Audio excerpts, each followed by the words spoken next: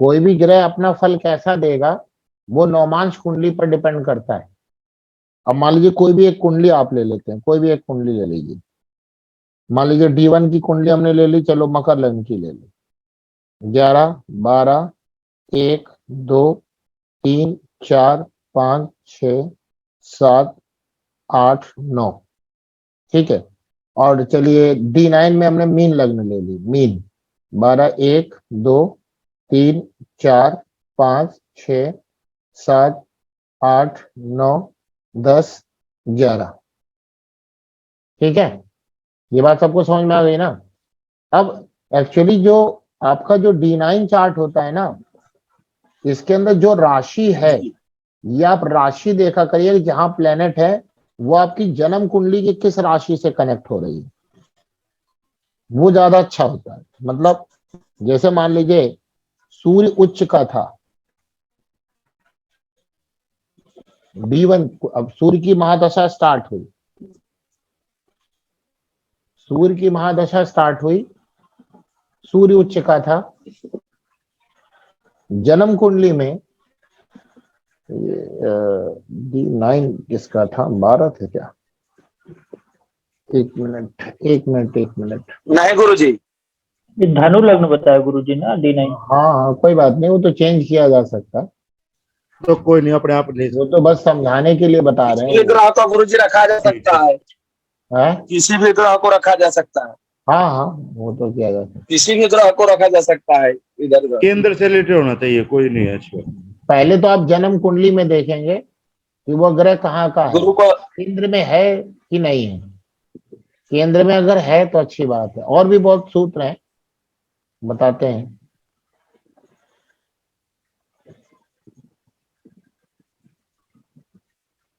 हाँ जी ठीक है। अब देखिए यहाँ पर सही है, सही है।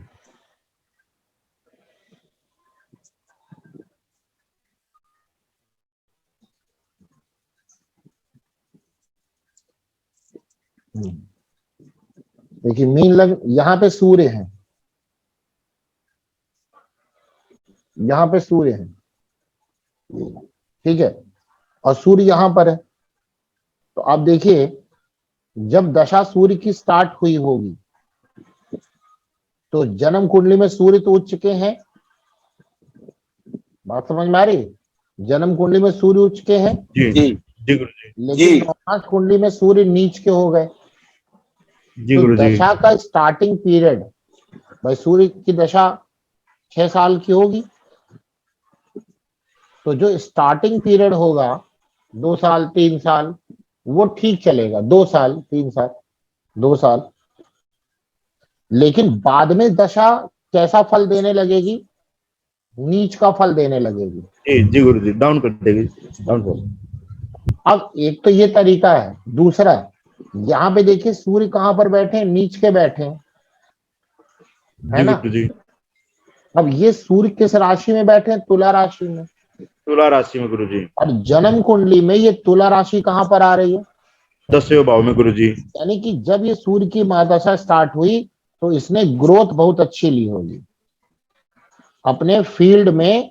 मतलब वर्क की बात हो रही, ग्रोथ मतलब कौन सी ग्रोथ, जो व्यक्ति काम कर रहा है, जॉब कर रहा है, व्यापार कर रहा है, उनकी बात हो रही है। अब कोई एक बच्चा है कुछ कर ही नहीं रहा है तो उसकी बात नहीं हो रही है, कोई बुजुर्ग आदमी है उस पर तो इसकी बात नहीं हो रही। मतलब यानी कुल मिला के आप ये बात समझो कि जब से व्यक्ति कमाना स्टार्ट करता, मान लिया 25 साल में कमा रहा है, से लेकर के 65 साल तक की बात हो रही है, क्योंकि यही समय होगा आपकी ग्रोथ का। इसमें अगर ग्रोथ आपको मिले तो व्यक्ति राइज करने लगेगा। तो आप देखेंगे कि जब भी दशा जन्म कुंडली में कहां पर हो, केंद्र में हो, और नौमांश में तो खैर नीच की हो गई तो गड़बड़ हो गया, लेकिन अब क्या करें, अब नीच की हुई गड़बड़ तो हुआ, तो बाद का पीरियड गड़बड़ होगा।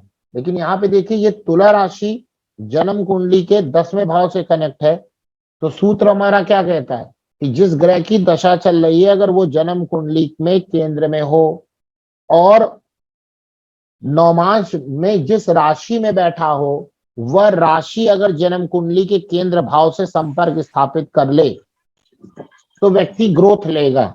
लेकिन अगर वो 10वें भाव से संबंध स्थापित कर ले तो ग्रोथ बहुत अच्छी लेगा। बहुत अच्छी ग्रोथ होगी। अच्छी ग्रोथ होगी। तो सूर्य क्या है, मान सम्मान हक, और क्या नाम है, हेड हो गया। हेड मतलब मान लीजिए जहां पे भी काम कर रहा है तो वहां का हेड हो सकता है, बॉस बन सकता है, या उसको कोई नई पोस्ट मिल सकती है। उसके कारण से उसके लाइफ में बहुत सारे चेंजेस आएंगे, यानी कि मान सम्मान मिलेगा, ग्रोथ मिलेगी, हेड रहेगा। लेकिन वो गुस्सा भी करेगा, क्यों करे, क्योंकि सूर्य यहाँ नीच राशि में। अब यहां पर क्या होगा कि जब ये सूर्य तुला राशि में है तो ये चीज तो इसको मिलेगी। लेकिन अगर मान लीजिए सूर्य कर्क राशि में होता, यहां पर होता, तो क्या होता, तो भी उसको हैप्पीनेस तो मिलती, लेकिन जितनी यहाँ के ग्रोथ कारण नहीं, मिलेगी उतनी नहीं मिलेगी, उतनी नहीं मिल पाती गुरु जी। उतनी नहीं मिलेगी। जी गुरु जी। ये हम कह रहे हैं। बात समझ में आ गई, नहीं आ गई, उतनी फिर नहीं मिलती है। लेकिन तो अगर वही बात यहाँ पर बोली गई कि महादशा स्वामी को नौमांश में देखिए, पहली बात तो वो जन्म कुंडली के केंद्र में हो, और नौमांश में वो जिस राशि में बैठे हो, अगर वह जन्म कुंडली के केंद्र भाव से संबंध स्थापित कर ले तो व्यक्ति को खुशियां प्राप्त होंगी। लेकिन क्या, लेकिन अगर वह जन्म कुंडली के 10वें भाव से संबंध स्थापित कर ले तो अच्छी ग्रोथ मिलेगी। फिर एक यही रूल बताया गया कि वह नौमांश के 10वें और 11वें से अगर संबंध स्थापित कर ले, मतलब 10वें भाव और 11वें भाव से संबंध हो जाए, समझ में आ रही बात, नहीं आ रही, तब तो ये जी जी बहुत प्रॉफिट वाला हो जाएगा। तब तो ये पीरियड बहुत प्रॉफिट, मतलब कि अगर जन्म कुंडली में वो केंद्र में हो, नौमांश कुंडली में वो जिस राशि में बैठा वह राशि अगर केंद्र में आ जाए, और केंद्र में अगर वो 10वें केंद्र में आ जाए, तब तो बहुत अच्छी बात है। इसके अलावा नौमांश कुंडली में इन हाउस से कनेक्ट हो जाए, 10वें और 11वें से। और गुरुजी सिर्फ 11वें से हो तो? हाँ ठीक है, 10वें या 11वें, अब एक ही से होगा ना, या तो यहाँ होगा या तो यहाँ होगा। फिर वो उतना ग्रोथ नहीं मिल पाएगी। कहाँ भाई, कहाँ की बात कर रहे हैं, गुरु जी 11वीं कह रहे, केवल 11वीं में हो तो, कहाँ केवल पे 11वें से 11वें? केवल नौमांश में गुरु जी केवल 11वें से कनेक्ट हो, वो तब की कह रहे 11वें की जो राशि है, वो 11वें भाव की राशि जी जो है, वो जन्म जी कुंडली जी में किस भाव में पड़ी है? पंचम में। पंचम में। तो फिर त्रिकोण में हुआ, उतना फल नहीं मिलेगा, लेकिन फिर नहीं भी मिलेगा। ठीक उतना रहेगा। फल नहीं पाएगा, उतनी ग्रोथ नहीं कर पाएगा, वही कह रहे हैं। यहाँ पे जो केंद्र में की बात हो गई, जो ये फार्मूला दिया गया वो केंद्र के लिए दिया गया, केंद्र के लिए दिया गया। और अगर वो क्या हो जाए, वो नौमांश में भी अगर यहाँ पर आ जाए 9वें 10वें में, तो वो पीरियड बहुत अच्छा उसका होगा। ठीक है, ये बात गुरुजी उसमें उस त्रिकोण में बैठे हुए भाव नहीं देख रहे ना, सिर्फ जन्म उसमें राशि देख रहे हैं ना गुरुजी। कौन नौमांश सा घर बैठा है उसका कोई मतलब नहीं। राशि देखने ये हैं। मतलब तो D9 में 20 लगन का होता है गुरु जी, और अच्छा होता। है। मेष लगन का D1 जो होता है गुरु जी, D9 मेष क्या? लगन का होता तो और अच्छा होता गुरु जी। अगर ये सूर्य यहाँ मेष लग्न में आ जाता यहाँ पर, नहीं गुरु जी, मेष लगन का D1 होता गुरु जी। ये तो हाँ मेष लगन का D1 होता तो फिर वो वर्गोत्तम हो जाता। वर्गोत्तम हो जाता। वर्गोत्तम और शनि जैसे उसमें 10वें भाव से कनेक्ट होता तो 10वीं 11वीं राशि शनि की हो जाती गुरु जी, 10वीं और 11वीं से कनेक्ट हो जाती। हाँ वो ठीक है, समझ में आ गई बात, नहीं आ गई। नौमांश में भी देखते हैं। अब नौमांश में यहाँ 8वें भाव से संबंध हो गया, तो ऑब्वियस है कि इस दशा में इसको कष्ट बहुत आए होंगे। जी ग्रोथ भी लिया होगा, कष्ट भी लिया होगा, और चूंकि वो नीच का हो गया तो बात का पीरियड अष्टम भाव में गुरुजी हाँ। एक चीज समझ में वही होगा कि गुरुजी जैसे शुरू होगा तो लॉटरी लग जाएगा और बाद में फिर जाकर जुआ में हार जाएगा। हाँ गुरुजी जो एकाएक 10वें भाव अष्टम भाव जो- जो संबंध है तो एकाएक धन भी आ जाएगा लाभ, और एकाएक चला भी जाएगा बाद में बुरी दशा में। गुरुजी 10वें भाव में जो ग्रह बैठा है जन्म कुंडली में, वो हाँ। नहीं देखना है ना गुरुजी। नहीं भाई, आप बात नहीं, जिसकी महादशा चल रही है ना, हाँ गुरुजी जिसका हम महादशा लोग है वो ग्रह देखना है। है कि जब वो ग्रोथ का टाइम होगा। अब अगर मान लीजिए जन्म कुंडली में मान लीजिए 10वें भाव में ग्रह बैठा है, जी उसकी दशा स्टार्ट है, तो केंद्र में तो है ही है। जी। और अगर गुरुजी ये अंतरदशा हो तो? हाँ कोई भी महादशा अंतरदशा कोई भी हो, बताया देता। अंतरदशा महादशा के अनुसार फल देगी। महादशा भी अच्छी हो, अंतरदशा भी अच्छी हो, महादशा अंतरदशा आपस में मित्र हो, और एक दूसरे जन्म कुंडली में वो षडाष्टक ना बनाए, षडाष्टक ना बनाए, जी गुरु जी। तो वो अच्छा फल देती है। ठीक है, जी गुरु जी। यस। गुरुजी, अच्छा गुरुजी, हाँ अगर हम मान लीजिए कि हाँ किसी ग्रह की दशा चल रही है और केंद्र में कोई ग्रह ही ना हो और दशमेश की दशा चल रही है, महादशा, और उसका ऐसा बन रहा हो तो उसके साथ भी फायदा होगा, और ग्रह वह त्रिकोण में हो। जैसे जिस ग्रह की महादशा चल रही है वह दशमेश हो, हाँ और दशमेश मान लीजिए त्रिकोण में बैठा हुआ है हाँ जन्म कुंडली की, और हाँ। नवमांश कुंडली में वही ग्रह माने दशम में भाई 11 भाव में हो और उसकी राशि भी केंद्र में मिल रहा हो, तो क्या उसे उसी प्रकार से फल मिलेगा जिस प्रकार से बैठे हुए राशि का मिलेगा? कम मिलेगा, लेकिन मिलेगा, अच्छा फल मिलेगा। उतना नहीं मिल पाएगा। क्योंकि वो जन्म कुंडली के केंद्र भाव से कनेक्ट नहीं हुआ ना, नवमांश कुंडली में से वो तो कनेक्ट हो गया। अब वो अंदर से देखिए कि मान लीजिए कि वो त्रिकोण में मान लीजिए 5वें में बैठा है, जी। किसकी आवाज होती है, गाना गा रहा है। बंद कर दो भाई। हाँ, हम ये बता रहे हैं कि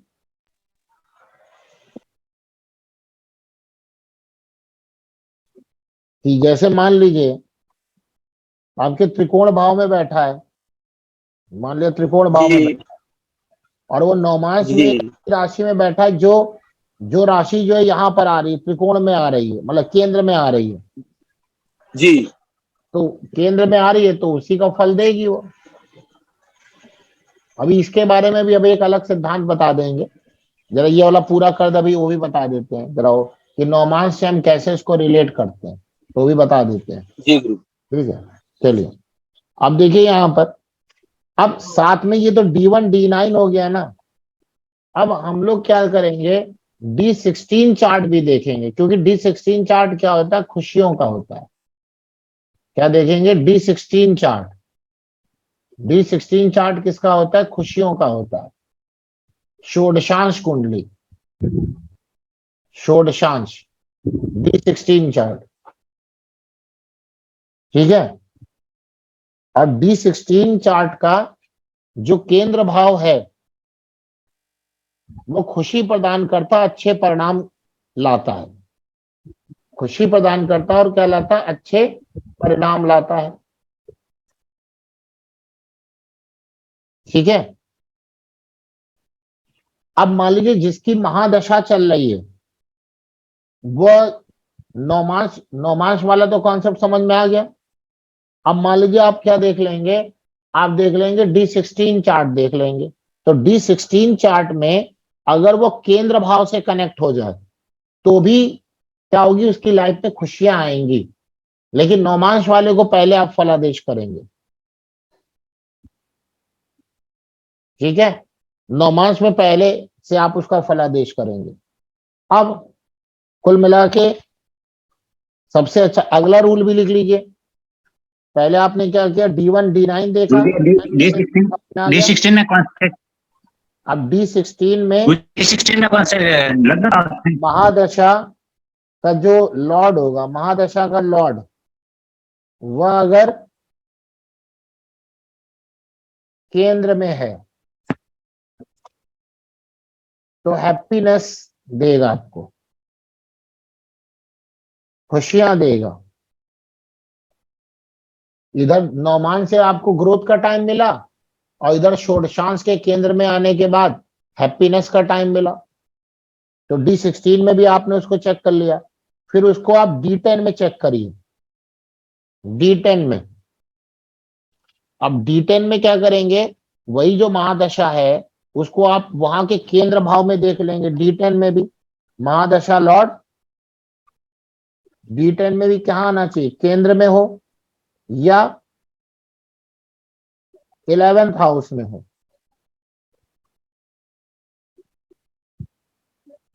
इसमें हो जाए 11th हाउस में हो जाए तो भी पीरियड क्या होगा, अच्छा चलेगा उसका, तो भी उसका पीरियड क्या होगा, अच्छा चलेगा।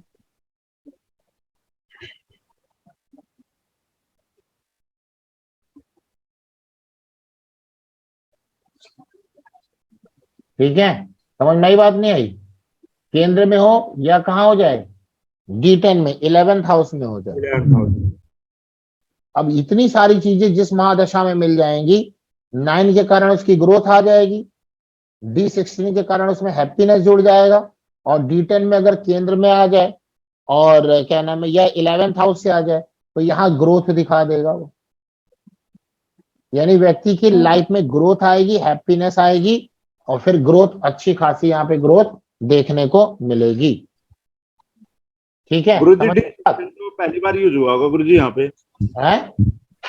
ये 16 जो गुरुजी जो आपने बताया अभी, वो पहली बार यूज हुआ अभी गुरुजी। तो अब जहां जहां जरूरत पड़ेगी वहां वहां यूज करेंगे हम लोग इसको। जी जी गुरुजी। जहां जहां जरूरत पड़ती जाएगी वहां वहां यूज होता जाएगा। जी अभी जी जरूरत नहीं थी तो नहीं यूज किया था, अब जब उसकी जरूरत आएगी तो वो यूज होगा। ठीक है, समझ में आ गया? जी गुरुजी। अब जैसे ही आपने महादशा जी। जैसे आपने महादशा देखी है, कहाँ कहाँ देखी, D1 में देखी, D9 में देखी, D16 में देखी और D10 में देखी, ऐसे ही अंतरदशा देखने का भी विधान है। ऐसे ही आप क्या देखेंगे, अंतरदशा भी ऐसे ही देखेंगे। और महादशा और अंतरदशा अगर एक दूसरे के फ्रेंड है, मतलब मित्र हैं, तो अच्छी जाएगी। जन्म कुंडली में 6-8 ना हो, मतलब एक दूसरे से 6-8 में ना बैठे हो, एक दूसरे से क्या ना हो, 6-8 में नहीं होने चाहिए। तो ये टाइम आपका यहाँ पे ग्रोथ का आ जाएगा। ठीक है, समझ में आ गया ना? ग्रोथ का टाइम कौन सा होगा, यानी कुल मिला के ग्रोथ के टाइम को आपको देखने के लिए क्या देखना पड़ेगा, ग्रोथ के टाइम को देखने के लिए क्या देखना पड़ेगा आपको? बताइए क्या देखना पड़ेगा? महादशा नाथ का D10 सदस्य संबंध। जी,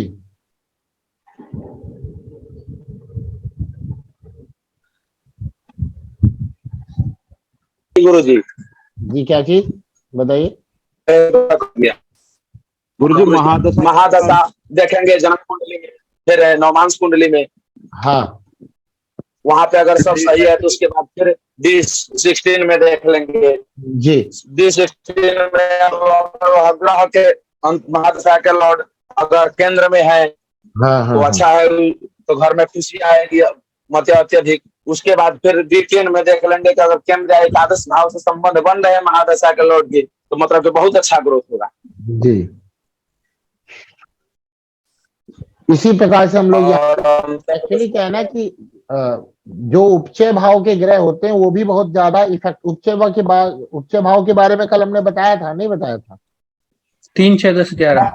3, 6, 10, 11, तो उसमें ग्रह अगर हैं और वो दशमांश में भी ग्रह हो जाए, जी जी जी, 10वें में जरूरी ग्रह है ना? ये नहीं बताया था क्या? बताया था गुरुजी। बताया था ना कि अगर जन्म कुंडली में वो, मतलब जन्म कुंडली में उपचय में है और अगर दशमांश कुंडली में भी उपचय भाव में है, तो वहां पर भी ग्रोथ हमको देखने को मिलेगी। दशमांश में उपचय भाव का ज्यादा महत्व है।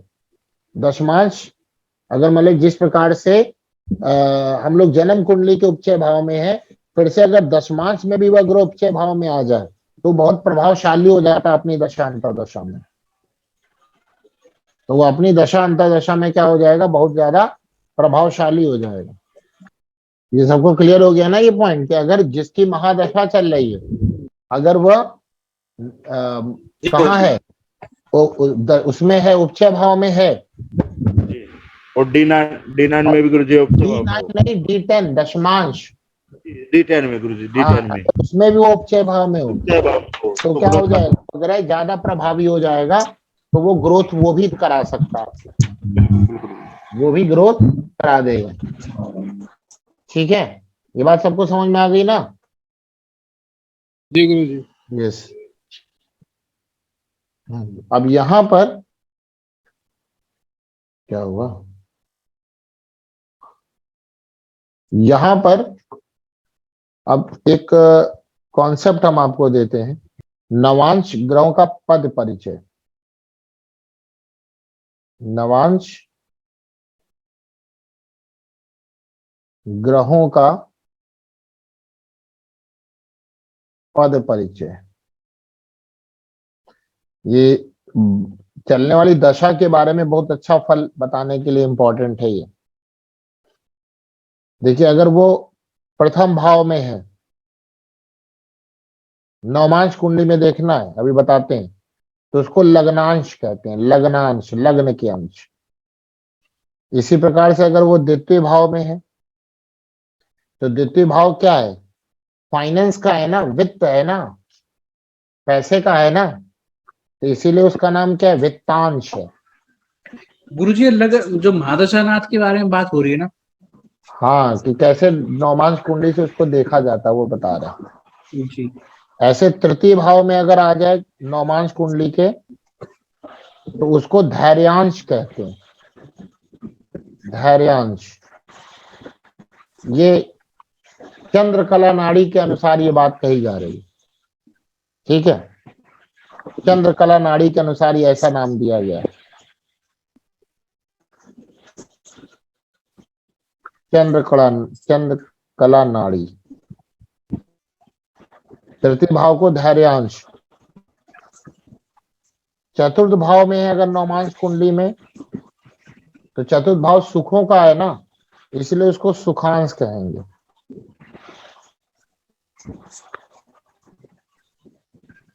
ऐसे पंचम भाव में देखा जाए, तो पंचम भाव किसका? पुत्र का है ना, तो उसको पुत्रांश कहते हैं। ये आपको बात पता है, बस थोड़ा सा इसमें और ऐड कर लेंगे आप, इससे काफी चीजें समझ में आती हैं। षष्ठ भाव को हम लोग, छठा भाव रोग का है ना, इसलिए उसको रोगांश कहेंगे। ऐसे सप्तम भाव क्या कहलाएगा? भार्यांश। भार्या मतलब पत्नी का।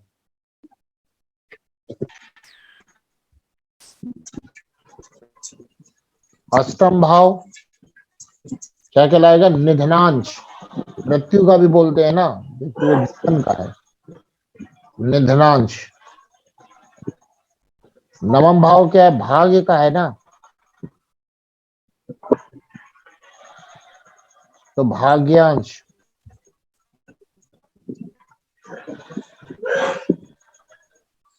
ऐसे दशम भाव कर्मांश।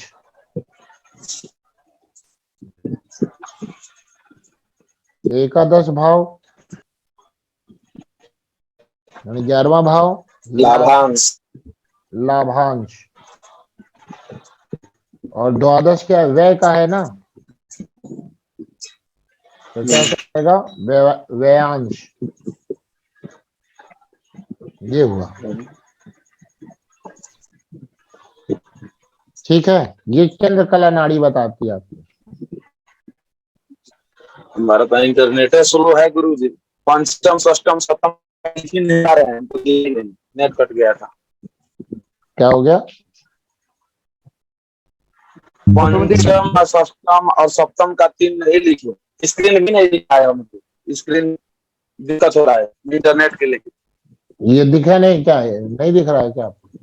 दिख रहा है गुरुजी। हमको नहीं दिख रहा है, इंटरनेट स्लो है गुरु। पंचम भाव में क्या लिखेंगे और सप्तम भाव में 3 बता दीजिए। पंचम भाव पुत्रांश है, षष्टम भाव रोगांश है, सप्तम भाव भार्यांश है, अष्टम भाव ठीक है, हो गया नवम भाव भाग्यांश है। हो गया गुरु जी, हो गया। अब जब नवमांश कुंडली में कोई भी ग्रह जिस भाव में होंगे उसके अनुसार भी फल देते हैं, उसके अनुसार भी फल देते हैं, ठीक है। ये चंद्रकला नाड़ी का कॉन्सेप्ट है, और भी बहुत सारे कॉन्सेप्ट है, अभी उसको समझेंगे। अब यहां पर आइए, इसको देखिए, जैसे एग्जाम्पल से समझते हैं। इसको हटा दें? जी गुरुजी। ये गुरु जी हटा दे, हो गया।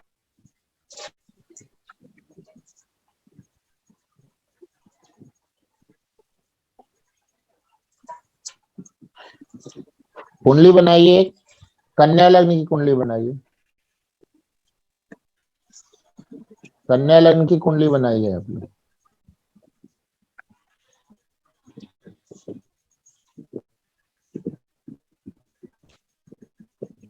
जी गुरुजी। ये D1 हो गया ना, कन्या लग्न की बना ली। नौमांश जी कुंडली गुरु। बनाइए, जी उसी के बगल में नौमांश कुंडली बनाइए।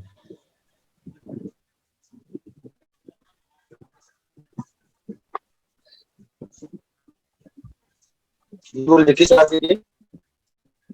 देखिए D1 है, ये D9 है, ठीक है। कन्या लग्न की बना दी 6, 7, 8, 9, 10, 11, 12, 1, 2, 3, 4, 5। और नौमांश कुंडली भी कन्या लग्न की है। दोनों कन्या लगन के हैं। हाँ, ये बहुत अच्छी कुंडली मानी जाती है। नौमांश कुंडली को जन्म कुंडली से अनुसार ही देखना चाहिए, क्योंकि नौमांश कुंडली केवल शादी विवाह के लिए ही नहीं देखा जाता, हर चीज के लिए देखा जाता है।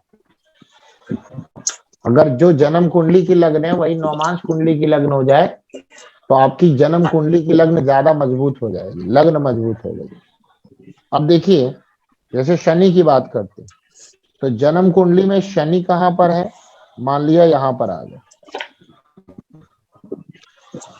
छठे में। छठे भाव में आ गए। और नौमांश कुंडली में शनि उच्च के हमने दूसरे भाव में कर दिया, ठीक है। तो आप देखिए यहाँ पे शनि जी नौमांश के अनुसार, चंद्रकला नाड़ी के अनुसार वित्तांश में आ गए, जी गुरुजी।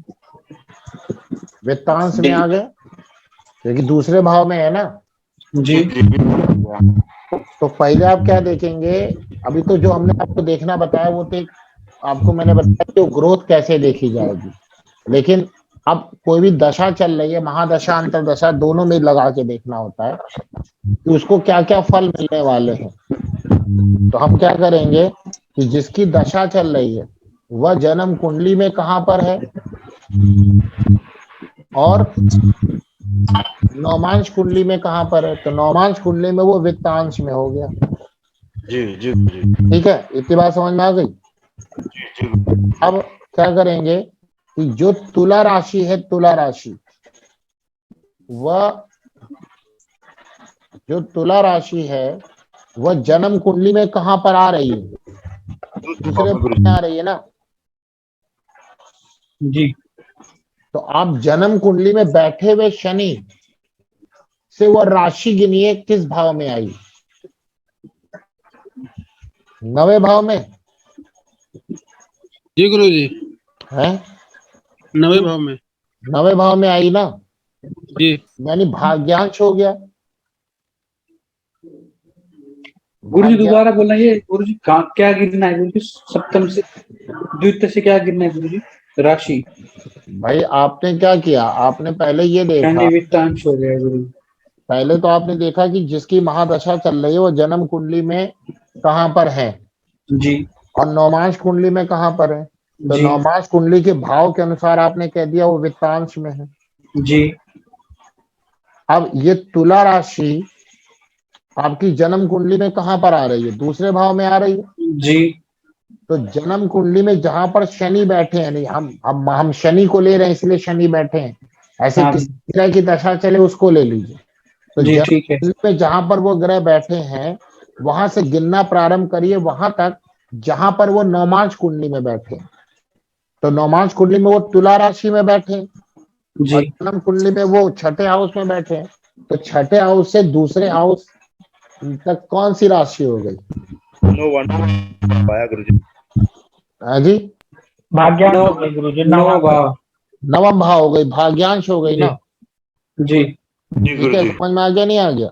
जी हाँ, अब नवा भाव किस चीज का होता है, भाग्य का। जी नवा भाव भाग्य का है। दूसरा भाव क्या है, और देखिए यहाँ पे वित्तांश में है, तो वित्तांश क्या है, फैमिली का है। पैसे का है, यानी कि फाइनेंस का है कि नहीं? जी ठीक है, व्यवसायिक सफलता का भी है। तो यानी कि अब जब ये शनि की दशा स्टार्ट होगी तो इस व्यक्ति को दूसरे और नवे से रिलेटेड फल मिलेंगे, यानी इसकी आर्थिक उन्नति भी होगी, धन भी आएगा, भाग्य भी इसका साथ देगा, भाग्य भी साथ देगा। और अपनी फैमिली के साथ, फैमिली क्योंकि दूसरा भाव फैमिली है, अपनी फैमिली के साथ इसको समृद्धि प्राप्त होगी। और जन्म कुंडली में वो 5वें भाव का स्वामी भी है, जी तो 5वां भाव भी किसका है? बच्चों का है। तो बच्चों में भी वहां पे ग्रोथ देखी जाएगी।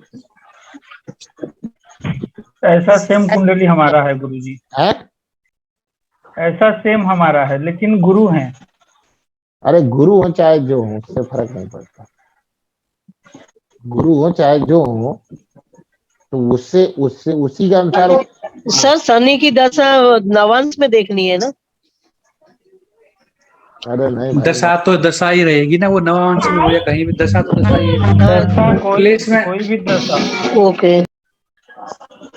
दशा तो जो चल रही है उसी की बात होगी ना। नौमांश के अनुसार कैसे देखा जाता वो हमने बताया। समझ में आई बात? नहीं आई? जी गुरु जी गुरु जी। है? जी गुरु जी। Yes. अब एकादश मान- अच्छा फल देता। है? जैसे हमने कि मान लो जैसे शनि से गिने तो गुरु जी इसमें जैसे नवम पे आया, एकादश में होता तो भी अच्छा फल देता। हाँ देता ही देता, क्यों नहीं देता? वो तो लाभांश है, वो तो अच्छा और अच्छा फल देगा। जी जी गुरु जी। ठीक है। यस। और साथ में देखिए नौमांश कुंडली में वो उच्च के भी हो गए। उच्च के होने से क्या है? फल भी अच्छा हो जाएगा। फल भी क्या हो जाएगा? अच्छा हो जाएगा। गुरु जी अब ऐसे ही दूसरा लेते हैं, मान अच्छा लीजिए। गुरु जी अब छठे भाव में है तो उसका फल भी तो कुछ देंगे। नहीं, शनि तो छठे भाव में है तो 12 तो अच्छा भाव नहीं होता है। अरे भाई दशा शनि के हिसाब से तो शनि अच्छे होते हैं लोग छठे भाव में। नहीं करेंगे। जो भी पाप ग्रह हैं वो तीसरे छठे 11वें में अच्छे होते हैं ना। गुरु जी हाँ, नवांश में भी लागू पड़ता है ना? ठीक है। अगर कोई अच्छे ग्रह हो तो ये नवांश में भी लागू अगर होगा ना मान गुरु जी? लीजिए कि उसका हाँ, नौमांश कोई अच्छे ग्रह हो तो दिक्कत देंगे। समझ में आ गया? अब मान लीजिए जी गुरु को लेते हैं। गुरु जन्म कुंडली में गुरु कन्या लग्न की जी। दूसरी कुंडली लीजिए। जन्म कुंडली में गुरु कन्या लग्न के, मतलब कन्या लग्न है और D9 भी ना कन्या लग्न का है। दोनों दोनों को लगाने का है, गुरु गुरु को लेना है भैया। अब गुरु को लेना है तो D1 में गुरु हो गए कन्या लग्न में और D9 में गुरु है कर्क लग्न में। तो यहाँ पे गुरु देखिए लाभांश हो गए। क्या हो गए? लाभांश हो गए ना। जी गुरु। और गुरु के लिए तो उच्चांश भी है, उच्च के भी हैं। गुरु गुरु उच्च के भी हैं, लाभांश है और उच्च के हैं। जैसे शनि भी वहां उच्च के थे। ठीक। अब यहाँ पे देखिए अब यहाँ पे दूसरा काउंट करिए जन्म कुंडली के अनुसार। अब यहाँ पे गुरु कर्क राशि में आ गए तो कर्क राशि जन्म कुंडली में कहाँ आ रही? 11वें भाव में आ रही है। जी तो जन्म कुंडली में जहां पर गुरु बैठे हैं वहां से गिनिए तो क्या आएगा? फिर से 11 आ गया। 11 आ गया गुरु। फिर से गुरु जी मैं हो गए। ठीक है, इतनी बात समझ में आ गई? जी गुरु जी। अब यानी यहाँ पे गुरु की दशा क्या करेगी? इसको लाभ देगी कि नहीं देगी? अच्छा फल देगी गुरु जी। लाभ देगी ना। हाँ जी। लाभ देगी। अब वो कहाँ का लाभ देगी? तो आप देखिए जन्म कुंडली में गुरु कहाँ के लॉर्ड हैं? चौथे भाव और 7वें भाव के। चौथे भाव और 7वें भाव के हैं वो। जी ठीक है। तो अब क्या होगा कि गुरु सप्तम भाव में होने के कारण, सप्तम भाव के लॉर्ड होने के कारण विवाह की स्थिति जनरेट करेंगे। और विवाह के बाद चौथे भाव यानी कि सुखों की वृद्धि होगी, घर परिवार सुख, सुख वृद्धि वाहन का, गाड़ी। भौतिक चीजें, जितनी भौतिक सुख सुविधाएं है वो देगा। समझ में आ गई बात, नहीं आ गई? पति दोष लग गया गुरु जी गुरु जी, पति दोष लग और गया। लग्न में है तो विशेष करके उसी को फायदा होगा ज्यादा। लग्न में आ गया ना, इतना तो केंद्राधिपत दोष फालतू दोष है। कोई बहुत बढ़िया परिणाम आज तक हमने उसका नहीं देखा, मतलब ऐसा नहीं देखा है कि जो है बहुत दिक्कत होती गुरु जी है। ऐसा इसमें मेरे साथ बन रहा है गुरु जी, राहु 10वें में है वैसे जन्म कुंडली में, राहु की दशा चल रही है गुरु जी, और वो D9 में गुरु जी एकादश भाव में है। ठीक है, तो राहु के लिए देखेंगे ना कि वो राहु जिस राशि में बैठा है वह राशि किस भाव से संबंध कर रही है आपके जन्म कुंडली में। बस गुरु जी ये गड़बड़ हो रही है। तो यहाँ पे दिक्कत हो जाएगी। जन्म कुंडली में जो है गुरु जी वो छठे भाव मतलब 10वें भाव में कन्या राशि है, और वो D9 में गुरु जी वो कन्या राशि जो है वो चतुर्थ भाव में आ रही है। तो 7वें हो गई ना, एक तो चतुर्थांश हो गया मतलब सुखांश हो गया, और जन्म कुंडली में वो किस हाउस को कनेक्ट कर रही है, मतलब जन्म कुंडली में वो कन्या राशि में राहु बैठा है ना जी, 10वें भाव में, 10वें भाव में कन्या राशि है, तो 10वां भाव हो गया। तो आपको जो है इस वक्त अपने, देखिए 7वां भाव क्या होता है ना, किसी भी कुंडली का 7वां भाव विवाह से अरे पार्टनरशिप। नहीं भाई, समझे नहीं पा रहे। कोई भी जैसे जैसे कन्या लग्न के आप यहाँ पे राहु बैठा है जी, और यहाँ पर कहाँ है D9 में, कहाँ पर है राहु? एकादश भाव में, एकादश भाव में जो राशि है, एक तो मेष लाभांश राशि, मेष राशि, मेष राशि, तो मेष राशि आपकी कहाँ आ रही है? मेष राशि जन्म कुंडली में 5वें भाव में आ रही है। तो पंचम भाव में आ रही है ना, हाँ गुरु, तो वहां से गिनिए छठे आ गया है ना, तो षडाष्टक हो गया ना, खराब हो गया जी। खराब हो गया। यानी प्रॉफिट मिलेगा लेकिन वहां कष्टों के साथ मिलेगा। या छठा भाव बैंक का भी है, मतलब ऋण का है, ऋण लोन वोन भी चल सकता है सर। अच्छा गुरु, हाँ, लोन वोन का भी चक्कर फंसता है। जो केंद्र दोष बता रहे हैं गुरु जी, केंद्र में गुरु आपको दोषों का समन कर देता है गुरु जी। अब क्या आवाज नहीं है, क्या बोला गुरु? जो केंद्राधिपति दोष बता रहे हैं उसमें ये कहते हैं गुरु जी, अगर गुरु केंद्र में तो लाखों दोषों का हरण करता है गुरु जी। क्या करता है? लाखों दोषों का समन करता है गुरु जी, समन। हाँ करता है केंद्र में होने के कारण, लेकिन हर कुंडली में नहीं करेगा। मिथुन, अरे वो जहाँ पे सप्तम भाव का स्वामी बन जाता है वहां नहीं कर पाता। जी जी जी गुरु। मिथुन और कन्या लगन में।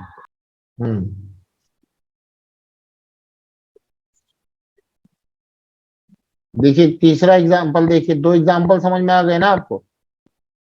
2 एग्जाम्पल तो मैंने अच्छे अच्छे वाले दे दिए आपको, अब थोड़ा बुरा वाला भी देखते हैं। ठीक, तो D1 कुंडली हमने बना दी और D9, D1 कुंडली बना दे रहे हैं वृश्चिक लग्न की, 8 9 10 11 12 1 2 4 5 6 7, और ये 4 3 2, ये मेष लग्न की बना दे रहे हैं, 2 3 4 5 6 7 ये बना दी। अब यहाँ पे हमें देखना है नवमांश कुंडली में लेना है।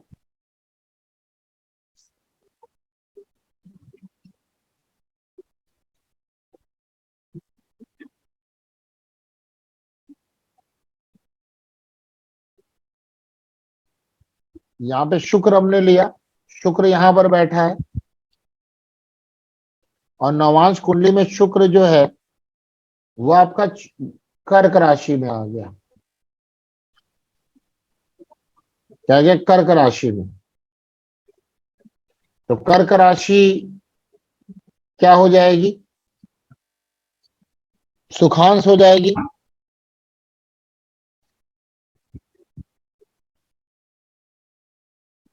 हो जाएगी ना, सुखांश हो जी जाएगी। जी गुरु जी। सुखांश हो जाएगी। तीसरे, और जीवन से तीसरे। और ये क्या हो गया? भाग्यांश हो गया। ये देखिए भाग्यांश हो गया, क्योंकि कर्क राशि जो यहाँ पर कहाँ आ रही है? भाग्य भाव में आ रही है ना, ओम में जी गुरु जी। तो भाग्यांश में चला गया।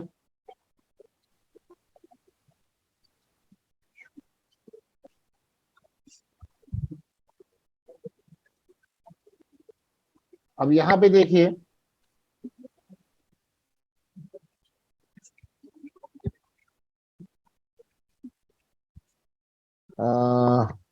D1, यहाँ पे एक चीज और नया फार्मूला आपको दे रहे हैं। अब ये शुक्र जो यहाँ पर बैठा है, वो किस राशि में बैठा है? कर्क राशि में ना। तो ये क्या हुआ? ये इसका लॉर्ड यहाँ पर जन्म कुंडली में नीच का हो गया। हम लोग इसको ये भी बोल सकते हैं, सप्तमेश का नौमांश पति। तो सप्तमेश का नौमांश पति देखिए कुंडली में नीच का हो गया। हो गया। जी। तो जो हमें नौमांश कुंडली के जो फल मिलते हैं, वो पहले मिलते हैं कि बाद में मिलते हैं? बाद में गुरु जी। बाद में मिलते हैं। यानी कि शुरुआती दौर में इसके लिए देखिए सुखांश रहा, सुखांश रहा और भाग्यांश रहा। तो शुरुआती दौर में तो अच्छा हुआ, सुख लाया, भाग्य लाया। लेकिन जैसे ही जब शुक्र का नौमांश पति आपने देखा, जो कि यहाँ पे जन्म कुंडली में नीच का पड़ा हुआ है, वो क्या हो जाएगा? तो उसने बाद का जीवन इसका नरक कर दिया। उसको क्या करना पड़ा? बहुत सारी प्रॉब्लमों का सामना करना पड़ा। यानी कि पारिवारिक जीवन में प्रारंभ में तो अच्छा खुश मिला, सफलता मिली, किंतु जैसे उसका बाद वाला पार्ट आया, तो घरेलू जीवन में, क्यों? क्योंकि सुखांश है, तो घरेलू जीवन में उसको क्या मिले? तनाव मिला। क्यों घरेलू जीवन में क्यों तनाव मिला? क्योंकि नौमांश कुंडली में शुक्र कहाँ पर है? सुखांश में है ना। तो क्या नहीं, चौथा हाउस, चौथा हाउस घर का, परिवार का, खुशियों का। तो वो चीजें उसकी चली गई।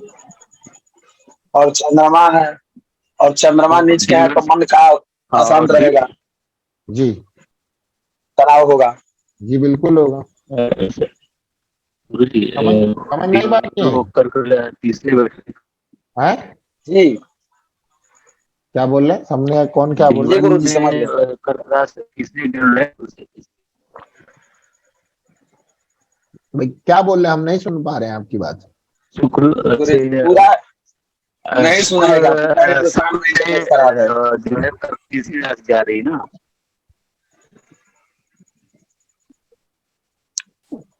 क्या बोल रहे हैं? गुरु जी ये कहना चाह रहे हैं कि D1 में शुक्र से जो कर्क राशि हो तीसरे भाव में हो रही है, यानी कि भाग्यांश तो है पर तीसरा नंबर पे आ रही है। तीसरे नंबर पे आ रहा, वो भी गला खराब है ना। तीसरे नंबर पे आ रहा, सही बात है। तो तीसरा भाव, गुरु जी, तृतीय भाव में हमने क्या लिखा है?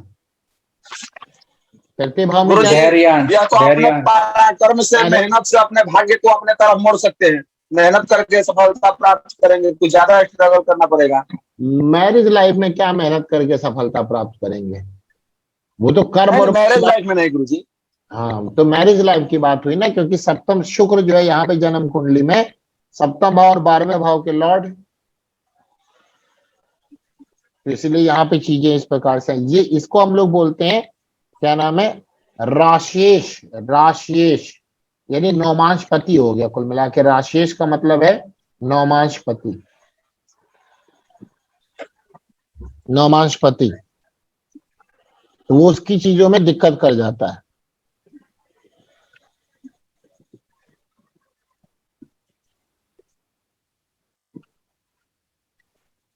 समझ में आई बात नहीं है? इस प्रकार से आपको फल निकाल के वहां पे देखना चाहिए कि कैसे वहां पे चीजें चलेंगी। ठीक। अब जैसे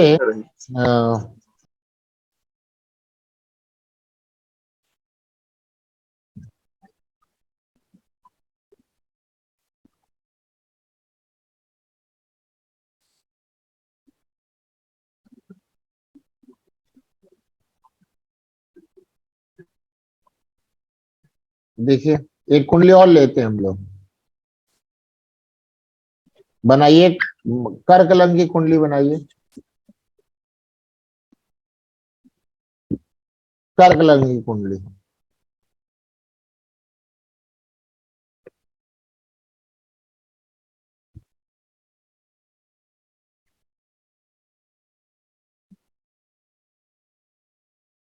जी गुरुजी। हमको ही बनाने देंगे। नौमांश कुंडली बनाइए, नौमांश कुंडली भी कर्क लग्न की बनाइए।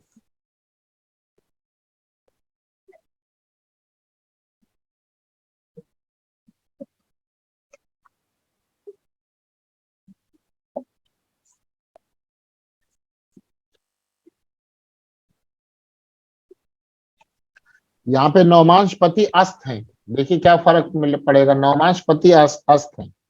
तो कर्क लग्न की कुंडली बनाई हमने 4 5 6 7 8 9 10 11 12 1 2 3, ये भी हमने नौमांश कुंडली भी बना दी 4 5 6 7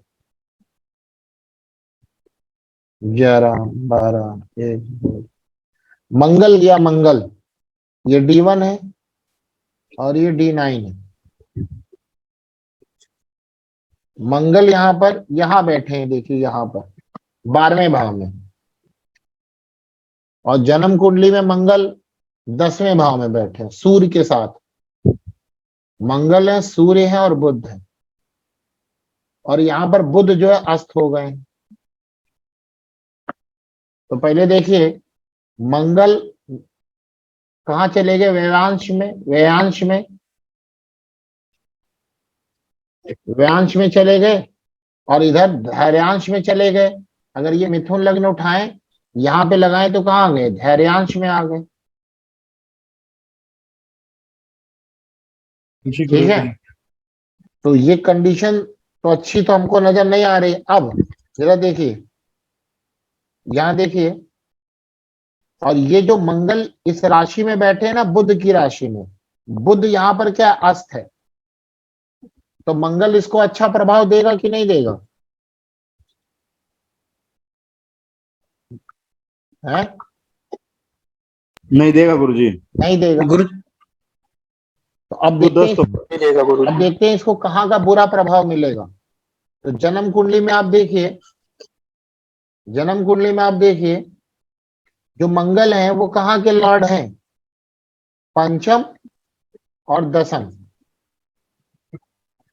यानी जब भी इस पे, एक तो पंचम भाव क्या, पहले संतान का है, फर्स्ट चाइल्ड, तो इसको पहली संतान से बहुत कष्ट मिला, कष्ट मतलब होने में ही दिक्कत आई, हुआ तो बहुत बीमार पड़ा, आपदाओं का बहुत सामना करना पड़ा। ठीक है, और साथ में जब ये हो रहा था तो उसका जो व्यवसाय था वो भी उस वक्त खराब था, उस पर भी प्रतिकूल प्रभाव पड़ा था। भाई आदमी परेशान है फर्स्ट चाइल्ड को लेकर के, तो 10वें भाव का भी स्वामी मंगल है, तो क्या हुआ, प्रतिकूल प्रभाव उसके व्यवसाय पे भी पड़ा।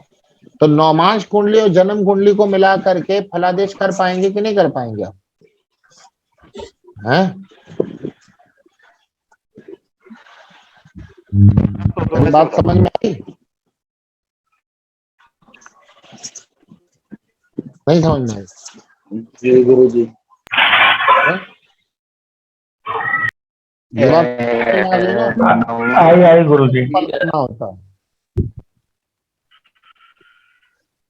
इस प्रकार से, फल दोनों को मिला के करना पड़ता है ये चीजें। एक और कुंडली देखिए, इसको हटाइए,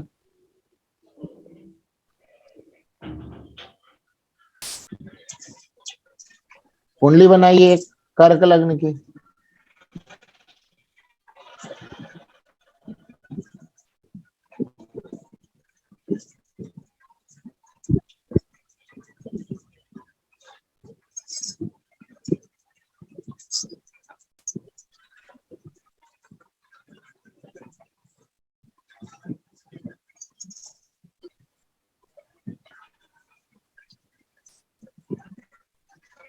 ठीक है, कर्क लग्न की कुंडली बनाइए, D1 कुंडली।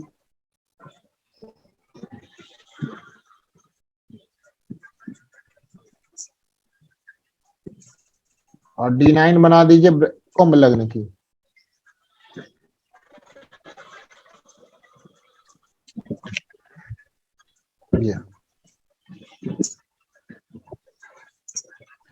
यहाँ पे चंद्रमा लिख दिया आपने, 8वें भाव में है, D1 में।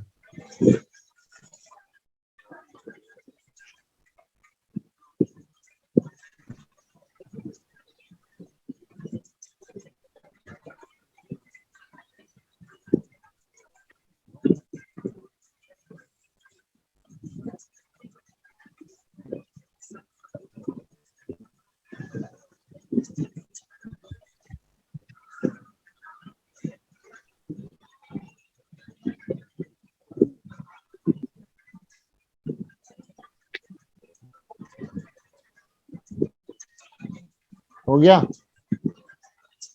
बनाया ये? जी गुरु जी। यहाँ पे देखिए चंद्रमा, बन गया गुरु जी। हाँ देखिए यहाँ पे चंद्रमा लग्नेश है, और वो कहाँ पे आ गया? जी, अष्टम भाव में आ गया। अष्टम में। अष्टम भाव में आ गया। और ये अष्टम भाव की राशि नवमांश कुंडली में कहाँ है? लग्न में। लग्न में। और अगर इस लग्न की राशि को रख देते हैं नवमांश जन्म कुंडली में, तो अष्टम भाव में आ जा रही है। समझ में आ गई बात, नहीं आ गई? जी। तो इसका मतलब कि अब लग्न किस बात का है? उसके शरीर का स्वास्थ्य है, शरीर का उसका क्या है? स्वास्थ्य है। तो शरीर का स्वास्थ्य यहाँ पर आ रहा है, और जन्म नवमांश कुंडली का जो लग्न है, लग्न में जो राशि पड़ी है उसके अष्टम भाव से संबंध रख रही है, और स्वास्थ्य पीड़ित रहेगा। उसी में चंद्रमा है, लग्नेश है, ऑटोमेटिक इसको जीवन भर हेल्थ इश्यूज रहेंगे। ठीक है, बात समझ में आई, नहीं समझ में आई? जी गुरु। इस प्रकार से जी। हम लोग चीजों को क्या करते हैं, जन्म कुंडली और नवमांश कुंडली को मिला करके फलादेश करते हैं। इसलिए जिसकी भी दशा चले। अच्छा गुरु जी, यह चंद्रमा अगर नवमांश कुंडली में अष्टम भाव में ना, यहाँ पे आप कहीं दूसरे जगह हो, अच्छे जगह पे, जैसे चौथे भाव में हो जाए, कुछ के हो जाए, तब क्या होगी? तो शारीरिक स्वास्थ्य अच्छा रहेगा भाई। चंद्रमा वाले D1 में तो नहीं, कहाँ पे? D1 में तो अष्टम में है, और D9 में अगर हाँ। जैसे D1 में वो चंद्रमा होगा अष्टम में, और हाँ। D9 कुंडली में चंद्रमा उच्च के हो जाए, तब उसके पर प्रभाव किससे पड़ेगा? तो निकाल लीजिए ना, देखिए कैसे निकलेगा। ये क्या होगा? यहाँ सुखांश में आ गए जी, यहाँ सुखांश में आ गए, तो व्यक्ति को सुखों की कमी रहेगी। यहाँ पे सुखांश में आ गए, और यहाँ पर भी देखिए इस राशि को लीजिए तो यहाँ से चौथा भाव अगेन सुखांश आ गया, और लग्न, और ये अष्टम में बैठे हैं, अष्टम में बैठे हैं। तो अष्टम का मतलब क्या हुआ कि ये इसकी लग्न की राशि है, तो ऑटोमेटिक प्रॉब्लम तो इसके सुखों में भी रहेगी। सुखों में भी रहेगी। सुखों में भी रहेगी। जी, ठीक है, समझ में आया? जी। हाँ, तो इस प्रकार से चीजों को लेकिन गुरु जी यहाँ पे हमने ये 2 नंबर तक क्यों लिया? क्योंकि यहाँ पे चंद्रमा द्वितीय में चतुर्थ भाव में आ गए, इसलिए। हाँ चंद्रमा सुखांश में आ गए वहां पे, में आ और गए, वहां पे दूसरी राशि जो है वो 11वें भाव में है, लाभांश में। जी। लाभांश में नहीं है एक्चुअली, D1 में एकादश भाव में है। तो इसके सुखों और लाभ में कमी, हेल्थ के कारण। गुरु जी, सूर्य और चंद्रमा को अष्टम में बैठने का दोष नहीं लगता है? रवि जी, आपकी आवाज नहीं आ रही है। सूर्य और चंद्रमा को अष्टम में बैठने का दोष नहीं लगता है? हाँ, ये बहुत पुरानी किताब है। आपने वो जगन्नाथ भसीन की किताब पढ़ी है क्या? जी उसी में लिखा गुरु जी। गुरुजी और ऐसा नहीं है। एक ऐसा जगन्नाथ ऐसा बसीन नहीं में है ये गुरुजी। बात लिखी गई है। आप ही से पढ़ा हैं? क्या आप ही से ज्ञान मिला है गुरुजी। आप बताए सूर्य होगा, से सारा लेकिन ज्ञान मिला हमने होगा। हमने बोला कि सूर्य और चंद्रमा को अष्टमेश का दोष नहीं लगता है, कि अष्टम में बैठने का दोष नहीं लगता है। में सोने का गुरु जी। अष्टमेश अगर साथ में हो तो कोई दोष नहीं लगेगा। लेकिन अष्टम में बैठ जाएगा तब तो दोष ही दोष होगा ना। जी ठीक है, लेकिन जगन्नाथ भसीन की किताब में ये ऐसा लिखते हैं। और एक वो कौन है, वो राजस्थान वाले जो चले गए माली जी, उनकी किताब में भी यही बात मिलती है, लेकिन वो कहाँ सुरेश लगती है? माली जी। हाँ, वो लगती नहीं। तो सूर्य चंद्रमा को अष्टमेश का ये पराशरी रूल है कि सूर्य चंद्रमा को अष्टमेश का दोष नहीं लगता, लेकिन अष्टम में बैठा ग्रह को तो लगेगा ना। अष्टम में बैठ जाए ग्रह तो लग्न को भी लग जाता है। जी जी गुरु जी। ठीक है, ये ध्यान देना है। चलिए, तो ये कैसे मिला के करना समझ में आ गया। और वो जो मैंने ग्रोथ का फार्मूला बताया कि कब व्यक्ति, वो भी आपको समझ में आ गया है ना। कि जी गुरुजी। जी गुरुजी। क्या करेंगे कि जिसकी दशा चल रही है आप पहले देखेंगे वो उपचय भाव में है, भोजराज भी लिखते हैं गुरुजी। उपचय भाव में है। भोजराज भी लिखते हैं कि अरे भाई, जिसकी दशा चल रही है अगर वो उपचय भाव में है और दशमांश कुंडली में भी वो उपचय भाव में है तो भी उसको ग्रोथ मिलेगी। अगर जन्म कुंडली में केंद्र में है और नवमांश कुंडली में वो जहां पर पड़े हुए हैं वो राशि जन्म कुंडली के केंद्र में आ जाए तो अच्छी बात है। साथ में वो दसम भाव से आ जाए तो और अच्छी बात है। वह ग्रह राजयोग कारक हो जाए तो और अच्छी बात है। फिर D16 में भी केंद्र में आ जाए तो सुख भी मिलेगा। फिर D10 में भी केंद्र में आ जाए या 11वें भाव से संबंध रखे, सबसे संबंध हो जाए तो वो दशा बहुत अच्छी हो जाएगी। और ऐसे अंतर दशा को भी देखा जाएगा। ये फॉर्मूला समझ में आ गया आपको? जी गुरुजी। इस प्रकार से हम लोग ग्रोथ देख लेते हैं, यह कैसा पीरियड कब ग्रोथ होगी, कब क्या होगा, तो ये मैंने आपको बताया। और कल एक फार्मूला और बताया था कि व्यक्ति अपना नया काम कब स्टार्ट करेगा, ये भी तो बताया था ना। बताया था गुरु जी, बताया था। 3, 5, 9, 10 तो ये इसमें ग्रोथ में क्या गोचर क्या होगा वो चलिए नेक्स्ट बताएंगे। ठीक है, चलिए बस आज की क्लास यहीं पे रोक रहे हैं। जय श्री राम गुरुजी। गुरुजी फ्रेंचाइजी कब खोलिएगा? प्रणाम गुरुजी। फ्रेंचाइजी कब खोलिएगा? हाँ, उसमें काम प्रणाम गुरुदेव। अभी तो नहीं कुछ कह सकते। काम उसमें जरा हमें बनाना होगा कि कैसे वो चीजें चलेंगी, मतलब कैसे देखा जाएगा। उसके लिए क्या आपके पास इंपॉर्टेंट डॉक्यूमेंट क्या होने चाहिए। कि अब एक ऐसी है कि कोई भी पूछने आया तो आपने उसकी जन्म कुंडली ऐसे खींच के बता दी, ये ऐसे नहीं मजा आएगी। उसका पूरी एनालिसिस कैसे की जाएगी, तो उसका वो लिटरेचर शुरू में मैंने लिखा था। टेम्पलेट बनाना पड़ेगा गुरुजी उसको। हाँ, क्या एक टेम्पलेट बनाना पड़ेगा ना गुरुजी, हर एक जगह फ्रेंचाइजी में देना पड़ेगा वो टेम्पलेट। टेम्पलेट ये चीज फिल करो, एक एक पैड पे सब चीज। हाँ, उसी सीक्वेंस से ही देखने का विधान होगा। ये नहीं कि कोई भी अपनी मर्जी से कुछ भी बोले जा रहा है ऐसा। तो वो चीजें वो बना देंगे तो वो बता देंगे आपको। जी गुरुजी, अपने शिष्यों को तैयार हो करिए। जाएगा क्या? गुरुजी किताब कब तक आएगी गुरुजी आपकी? किताब तो अब पता नहीं कहाँ चली, तो कुछ समझ में नहीं आया उसका, तो हमको फिर से हमें लगता है लिखना पड़ेगा, क्या करना पड़ेगा। गुरुजी एक ऐसा विचार आया हमें, आपसे साझा कर रहे। हाँ, आपने वीडियो में जितनी एनालिसिस की है, चीजें बताई है, हम पढ़ते आ रहे, ये चीजों को हिंदी और इंग्लिश में करके एक सॉफ्टवेयर प्रोग्राम में पूरा क्रिएट करे आपके ही सब्जेक्ट वाइज। समझ नहीं आया मतलब गुरुजी ये कह रहे हैं कि जो आपने पढ़ा है ना उसके बेस पे सॉफ्टवेयर बना दे। क्या बना दे? सॉफ्टवेयर? हाँ जी। और सॉफ्टवेयर के फॉर्मूला का मतलब आप जो फॉर्मूला बता रहे वो सब उसमें पूरी डिटेल में लिखा हो एग्जाम्पल के साथ में। अच्छा, तो वो तो पढ़ने के लिए तो ठीक होगा, लेकिन मान लीजिए देखने के लिए तो ये चीजें तो हमने आपको लिखवा ही दी है। देखने के लिए तो ऑलरेडी बहुत से सॉफ्टवेयर है ना गुरुजी, लेकिन पढ़ने के लिए हमें अगर स्टूडेंट्स ज्योतिष ऐसे अच्छे बेसिस से तैयार करने हैं उनके लिए। अच्छा, तो गुरु जी पढ़ा रहे हैं तो एडमिशन लीजिए। हाँ? गुरुजी ने हम मिल गए, लेकिन हमें आपको आगे भी और अच्छे से इसका प्रचार प्रसार कर सके, अन्यथा तो वही मिलेंगे पोथापत्री वाले गुरु।